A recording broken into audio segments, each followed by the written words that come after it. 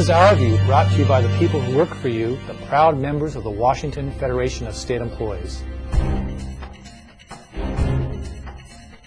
The mishandling of our economy is causing panic over the state's budget. We're concerned the panic could lead to cuts in the very services that citizens need the most, as jobs are lost along with medical coverage and mortgage money. State employees, it's true, may lose their jobs. These are the people we rely upon to provide public services in times of crisis. People who deal with unemployment insurance, people who provide food stamp assistance, people who take care of the most vulnerable citizens of the state, and the impacts on all of them are so severe I can hardly find words. There's discussion of the closure of Yakima Valley School. This is a school that provides respite care for developmentally disabled clients who are being cared for elsewhere. Caretakers are exhausted. They need assistance. Some of the clients are extremely difficult. They have behavioral issues. Our members deal with those behavioral issues and teach others in the community how to deal with it so that those clients can stay at home or stay in other places. We also have residents who live there whose very lives are at risk if they're forced to be moved. We're discussing the closure of Nacelle Youth Camp. This is a facility that has the only Department of Natural Resources VOC program in the state. It's a way to get kids back into society in a positive and constructive way with some job skills that they need for their future. The loss of that camp will have impact on the continuum of care for the juvenile rehab community. We have to think about what does it mean if community corrections provides less supervision to offenders? And what does it mean if we shorten sentences and release early? What does it mean if we don't have enough staff to deliver the services that the unemployed, the underemployed require in order to support their families in these tough economic times? We have a website where we're collecting sensible solutions to the budget crisis. These are ideas generated by state employees themselves who do the work to find ways to generate revenue, to find ways to cut costs. And we're collecting those on an ongoing basis through the website. It's called Sensible Solutions. And one of the things that the governor doesn't wish to discuss at this time is revenue generation, and that's probably the most important thing we can do at this moment, and is find ways to generate revenue. And one of the things that I don't know if the public is aware of, but state employees themselves generate a great deal of federal funding. So a lot of federal funds come into the state due to the programs that state employees provide. And losing those programs or losing those employees means an additional loss of federal funding. Closing tax loopholes is something we have asked for repeatedly. There are a number of tax loopholes that are outdated, that did not serve the purpose they were provided for and still do not. And we ask that those tax loopholes be looked at in terms of closing them and seeing if we could generate a little more capital from those, particularly the ones that are just not working. And we've been told that that's not on the table in the governor's budget in any way. And I was very surprised at that, because that seems like a sensible solution. An example of cuts in state services that will make matters worse are the state employees who provide employment assistance for the people who are looking for jobs, as well as the employers looking for qualified workers. A state service, one of many, that will help Washington State ride out the current economy. If you're an employer and you have an open job that you would like to have a listing for, you can call our office. We'll talk to you about how to write a job listing. We'll do it ourselves, of course. And then we'll talk about our website that we can actually list the job on for you, which can gather a lot of attention about your opening. I also do some employment information, employers that have questions about maybe employment law. Not necessarily that I answer those, but where they can turn to go for more help with their questions. So I work with employers in that capacity, also with hiring events, and then with seminars to help educate employers about different topics. Then we have the job seeker side. So if you're a job seeker and you're looking for employment, we have a lot to offer. We've got the Go-To-WorkSource website, which has all the openings that we have from our particular office. It also has listings that employers have put on it from the area that might not want WorkSource to screen their job openings, or they might want a continuous job opening for months because they have a bit of turnover and they want to gather applications. And then there's also some federal job listings on the Go-To-WorkSource website. So if you come in and you don't know what to do and you haven't had a job in a while or haven't had to look for a job, we have a resume class, which is great, which will help you get up to speed with your resume, give you some tips and pointers. Because I can tell you, a resume is very different now than it was a few years ago. There's a lot of tips and techniques we can talk about to help you get up to speed with that. We also offer an interview class, so you can brush up on your interview skills. So you're going to feel more confident as someone applying for a job going into an interview, knowing what to say and how to handle yourself. I'm not saying it's not difficult to find a job. We are under a very different time, and things are very different, and there aren't as many openings, but there's still possibilities out there. There really are for people. But WorkSource, again, has tips and information that we can give you to help you keep continuing to continue to look for a job.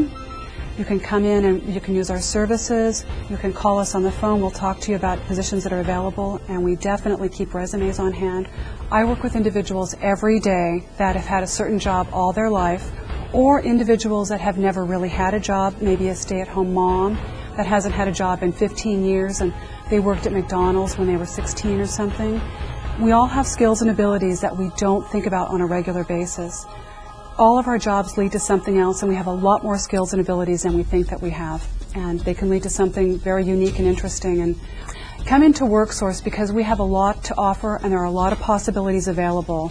The classes that we have training programs, on-the-job training programs that can help individuals possibly looking for a transition or a career change. Our website is available. You can access our computer system there. You can talk to a counselor about your resume, get feedback about that. We just have a lot to offer, so come on in. The floods of December 2007 brought out the best in many people.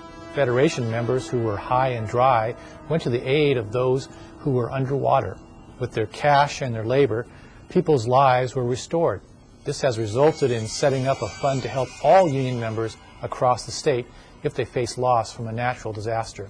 Those workers, as well as the victims of the floods, were recently honored at a Federation dinner.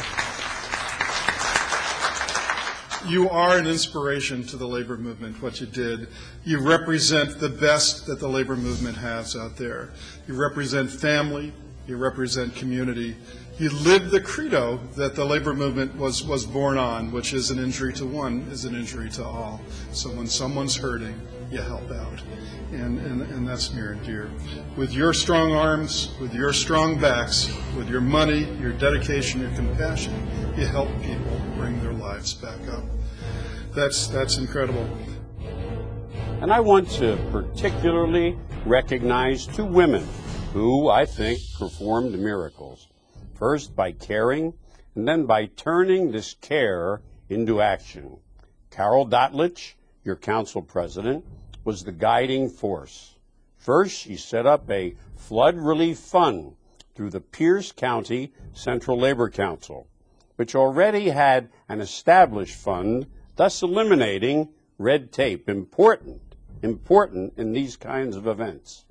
This past summer's rescue became the springboard for the Washington State Labor Council's creation of a permanent fund for anyone in the House of Labor facing a natural disaster. Thank you, Carol. Good job. The second woman I want to recognize is Pam Carl from Local 862. Pam saw firsthand how her members suffered in the Centralia community and throughout Lewis County. They lost cars, houses, and other possessions. Like Carol, Pam did not stand idly by. Instead, she coordinated people to shovel the mud and help out in any way they could. Pam was the Mother Teresa of your flood. As most of us in the union, longtime activists and staff, sometimes we can lose sight of what the union is all about. We get caught up in collective bargaining and writing grievances and fighting against management, and we can lose sight of what really matters with this union. I think this last year we've come full circle, and we've gone to the point where we really understand that the union is about us reaching out and helping our union members in times of adversity. I am so proud to be a part of AFSCME Council 28. Thank you all for being here tonight. A look at our union history. Here's Ross Reeder. January 12, 1876 is the birthday of Jack London. In the entire history of American literature, no other writer has come close to the worldwide popularity and recognition attained by London. No other writer embodied more perfectly the lust, brawling spirit of turn-of-the-century America, the America of the closing frontier, and the last generation of rugged and desperate men who sought their fortune in the wilderness. From 1876 to 1916, Jack London was author, sailor, world adventurer, socialist agitator, gold prospector, war correspondent, self-educated scholar, worker, farmer, and railroad hobo. London is known for his hundreds of stories and over a dozen novels, including masterpieces such as The Call of the Wild, The Sea Wolf, and White Fang, portraying the elemental struggle of man and nature. He's less known for his works portraying the struggle of man with an economy. In his 1905 book, War of the Classes, he jokes in the preface how, as a youngster, he was considered weird because he was a socialist. He had taken a stand in his native town for municipal ownership of public utilities and branded a dynamiter and an anarchist. Worst of all, he said, really decent fellows who liked me very well drew the line at my appearing in public with their sisters. In 1906, he wrote The Iron Heel. While working on this novel, he wrote a review of Upton Sinclair's The Jungle, an article on the Moyer-Haywood trial in Idaho, a raft of short stories, including The Apostate, which became a major weapon in the fight for the abolition of child labor in the United States. The Iron Heel, written several years before World War I, almost completely describes the reasons for the start of that war. Besides the shocking vision of a war to come, the story of the struggle for economic justice is one I wish more of our contemporaries would read. Jack London was almost 41 years old when he died.